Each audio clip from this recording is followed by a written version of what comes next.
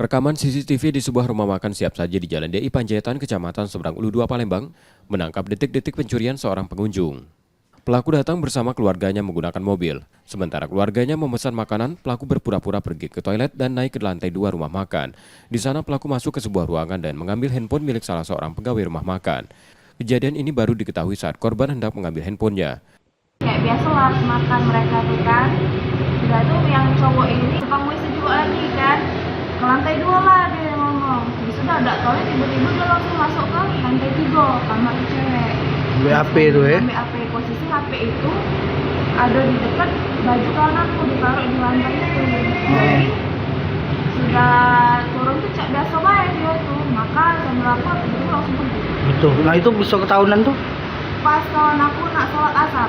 Nggak ada lagi HP? Dia kan selalu nak sholat kan ada laporan ya.